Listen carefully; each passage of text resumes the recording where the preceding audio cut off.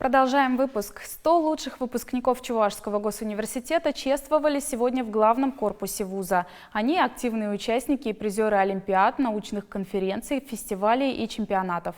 Также на празднике выпускники 29-й Чебоксарской школы передали потомкам капсулу времени с пожеланиями.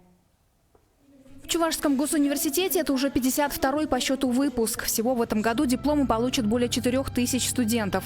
Александра Харитонова 6 лет училась по специальности лечебное дело на медицинском факультете. Девушка, к тому же, активная участница научных конференций, в том числе международных, также форумов. За время учебы написала не одну научную статью. Я хочу связать свою жизнь прежде всего с медициной. Моя основная цель – это помогать людям, чтобы все были здоровы, чтобы все вели здоровый образ жизни. А вот Полина Яковлева стала победительницей Всероссийского конкурса «Мисс студенчества-2018». В этом году она закончила юридический факультет.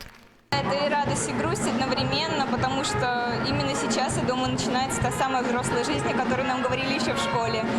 Но, думаю, все еще самое интересное впереди.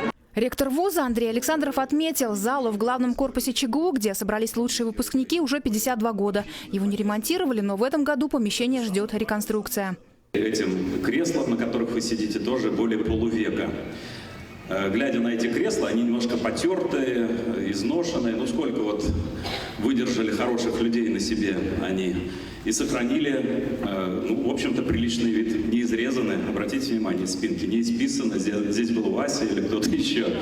Это о чем говорит? О том, что в этом университете очень высококультурные, прямо скажу, люди, студенты, преподаватели. Ректор пожелал новоиспеченным специалистам доброго пути и попросил их не забывать о том, что они остаются лицом университета и будут формировать имидж республики и страны в различных сферах. После праздника ученики 29-й школы передали студентам капсулу времени. Какие пожелания адресовали потомкам, можно будет узнать лет через 10, когда ее вскроют. Наталья Егорова, Елена Дмитриева, Вадим Владимиров. Вести Чувашия.